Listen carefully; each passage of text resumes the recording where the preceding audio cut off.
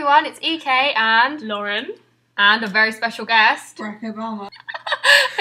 And Barack can be found on Tumblr, funnily enough, at paintingmars.tumblr.com. Yeah, so go check him out. When he needs to, like, de-stress from... running the country, running the free world, you know. It's a bit of a task. I would love to meet Barack Obama. I'd love to, you know, Barack Obama.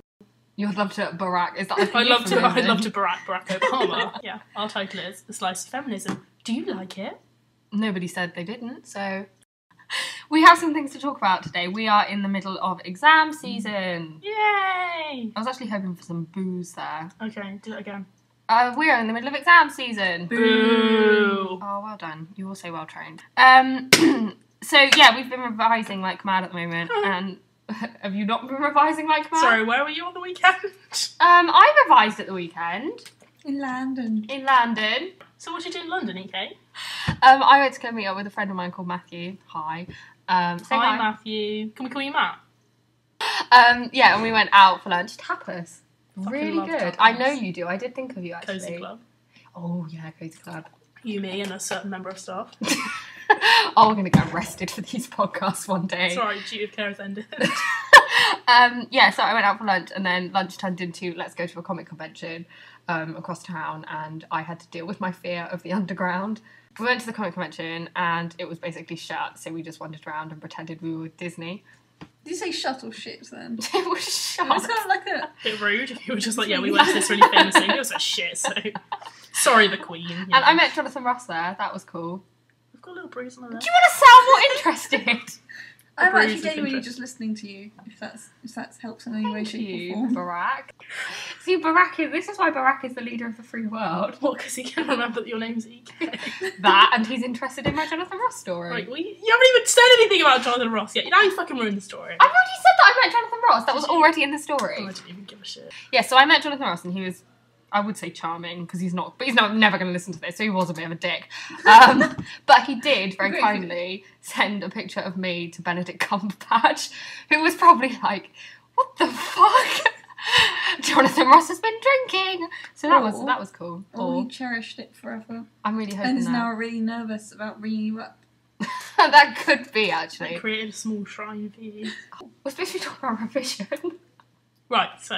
Yeah, so we should, we don't have any revision tips. Okay, yes we do. Be awesome like us. And pass. Thing is, how does our revision go, Lauren? We don't do anything for the whole year, and then in the last, 2 weeks, we're like, cram everything! And then we get, A's. Barack, do you find this? Yeah, pretty much. What did you... Because you did politics early. Obviously, being, president now, you would have done that. I got a B in it. Which Yeah. is alright. That's what we got in philosophy. Which means that my I got university C, I grade don't got know. lowered from AAB to AB. Nobody sent us any revision tunes. Got a bucket full of sunshine, I've got a Is ringtone. that is on my revision playlist. Okay. Do you know what my revision playlist is? Nothing. Do you know what I do when I revise? So I have a film on in the background.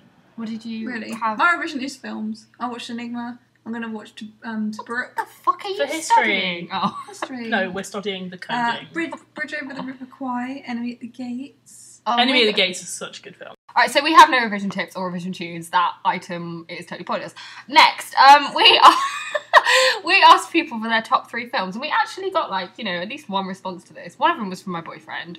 We'll get them all. What are your top 3 films? Well, Barack? Mean Girls has to be on there. Oh, of course. gotcha. Me and my sister were actually doing Mean Girls quizzes yesterday. There was one where you had to do the Kevin G rap, know all the words, and you just type them in, and I got it right within 2 minutes. Can you do the yeah. Kevin? No. No. Let Barack do the Kevin G rap. Oh, you suck at AMCs ain't enough on me. For my grace to my lads can't touch Kevin G on that feet. So no, it doesn't. Stop dancing. Sorry. Start Start again. No, I don't want to start again. Okay, just I'm carry in on. flow. I'm in the flow. Just go. I'm like James Bond III. I like it shaking, not stirred. I'm Kevin IV. But you silent when I sneak in your door. I'm making love to you, woman on the bathroom floor, and I play it like Shaggy. They'll know it was me because the next time I see her, she'll be like, Oh, Kevin G! Woo! Well done, Barack. I'm never doing that again in public. Okay, right. Come on. I've already talked about my top film in a Poseidon Adventure. Right, Poseidon Adventure, 1970s version, which should be on the national curriculum for Sorry, kids what to was that? watch. Poseidon Adventure. Not the modern version, because it's like, ooh, terrorism. Ooh, who gives a shit? Not me, right. Okay, second favourite film, Mean Girls, obviously. It has to be on top 3. And third, that's a difficult choice. I think I'm going to say Matilda. Oh, good Matilda choice. is a great film, and also slightly resembles my childhood with my shit parents. I forget and when lots you of were books. telekinetic. Really? Because I like moved you into my house, so you should probably remember that. Do you want to ask me my top 3 films? No? I will. Thank you, What are your Barack. top 3 films?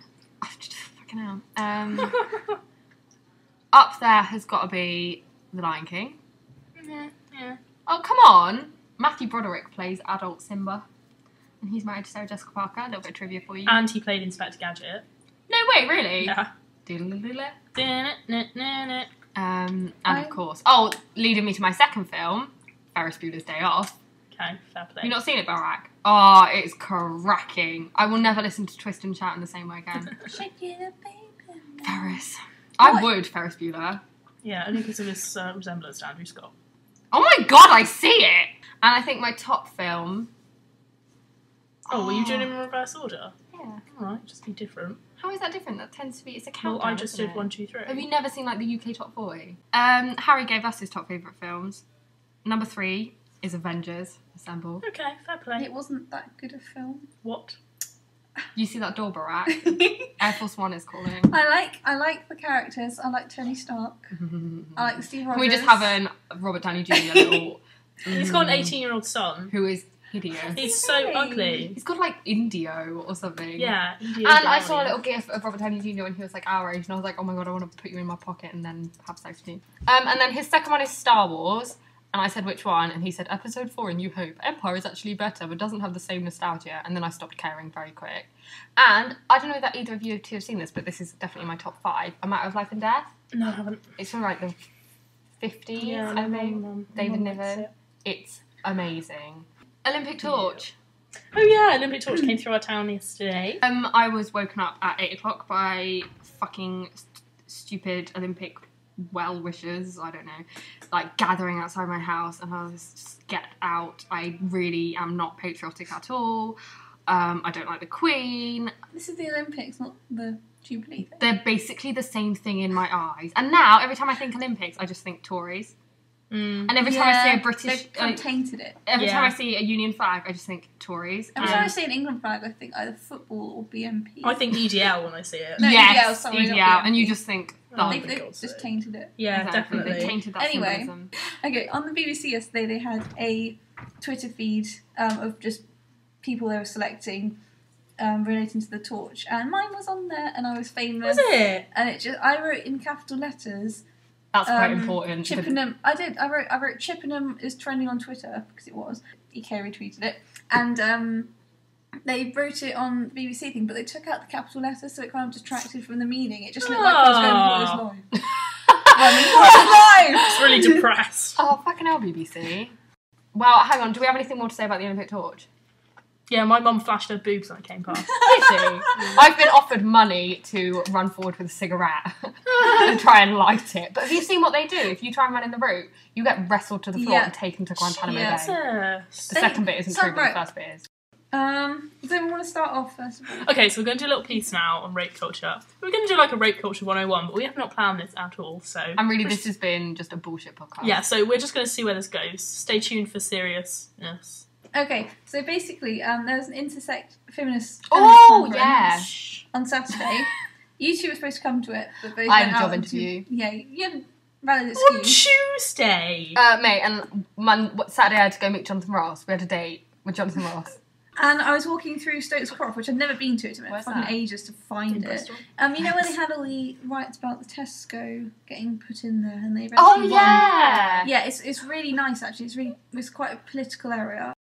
So anyway, as I was walking up the street, I felt quite uncomfortable, to be honest, because I felt like I looked like I didn't know where I was going. I looked kind of You vulnerable, should see me I in London. suppose. Seriously, I wear this permanent expression of what the fuck am I doing here? It wasn't more that I would have been fine if it was in like the shopping centre or whatever, because that's totally different. But I was going through this area, and these guys started catcalling me and stuff, walking up this road, and one guy was just standing outside the shop, rubbing his crotch at anyone who walked past. Oh my And god! this woman was walking in front of me, and she was all like, "What the fuck is this?" And he started following her, and then started following me, God. and like shouting, "Hey, baby," and all of this. Oh, And it just, I was like, yeah, U-turn. I turned around, went straight back down the road.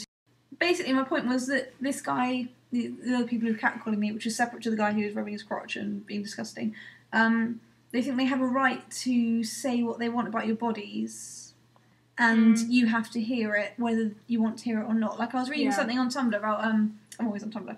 I was reading on Tumblr about a girl who was stopped in a Starbucks, so that some guy was like, oh, hey, can I just talk to you a second? She was like, no, I'm in a rush, I've got to go. And he was like, no, just wait. I just wanted to tell you that you're beautiful. This is a bit different because he thought he was doing something nice and telling someone how beautiful. That's the thing. But it's kind of like he is thinking he has the right to be heard, and that supersedes her right to carry on with her life. Yeah. And also the fact that he thinks she will 100% want that compliment. Yeah. That's the kind of nice guy bullshit, which is like, I get friend zoned all the time. I'm such a nice guy, and it's you all know how we feel about this. But this guy obviously is a bit creepy. But the point was that it was not about how attractive or unattractive I might have been, or anyone walking down the street might have been. I was wearing like trousers. I'll put a picture up actually on this. I took a picture of what I was wearing. People might try to justify that if I was dressed a certain way, that would be justification for getting shouted at, but it obviously isn't. Sorry. The rape culture fucking sucks, and basically we live in a society where it's okay. Like when I was at this comic thing, you know, I mean everyone was really nice to me, really friendly, but the guy I was with, people thought, because I said, you know, I'm doing some work for him, and you could see in their eyes they thought she's thick. She's hired because of the way she looks. He's hiring her because he fancies her. It's like, no, actually, I'm fucking good at what I do, which is not much, which is rant about shit and do typing. A lot of it is that however way you look, people will make snap judgments on a woman's appearance, and they will make a stereotypical, if you've got short hair, oh, maybe they're a lesbian. So I did want to go for that reason, because I want to learn about transphobia and all that entails, and just non-gender binary. With this radical feminist, like some sort of feminist group basically said that you can only join and be a feminist if you are a woman born as a woman. And it's like, that's total bullshit. That is so bullshit. Don't call yourself a radical feminist if you're not going to be a feminist. Exactly.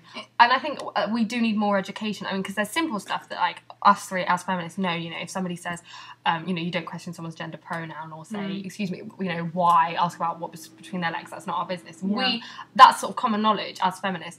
But I think we don't know much about the issues that affect trans people. Yeah, it's not spoken about a lot. We're what you might call white feminists. Who beige feminists who like know about women's rights and women's issues. Women's issues, but not an awful lot about trans issues or racial issues or you know. You know the statistic about in America where a woman makes 75% to a man's dollar and stuff. That's white women. Yeah, that's not Latino women. That's not black women, or that's just white women. I think, and I don't think it's the responsibility of the trans community or the like non-white community to educate us. I think it's our responsibility.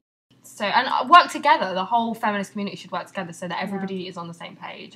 Everybody, and then we can all fight for the same cause. And in terms of like, you know, because I will call out a friend if they make a homophobic remark or a sexist remark, but I wouldn't necessarily be able to recognise a transphobic remark. Yeah, exactly. But I think as the three probably like the most radical feminists in our entire school, even we struggle sometimes to call out. I mean, all the time. And slut shaming and stuff like that when I hear that sort of thing. And if somebody says to me, oh, that's so gay, you know, I will say, gay's not a synonym for stupid. And, you know, if I'm in a rush. If I do that, instead of trying to sound condescending, which is what I often sound like, when I talk to people. Have you seen the morons in our school? Kind of had not to. No, I tried to just look at them like, are you an idiot? I think some people in the school, they think that they're being reasonable. Like, you know, you covered the whole thing a couple of weeks ago with the maths class. And people saying you shouldn't sleep with so many people. I think it's because people genuinely think that they're being reasonable. Anyway, we ought to sign this off. Okay, right. Yeah. We need an outro. We do.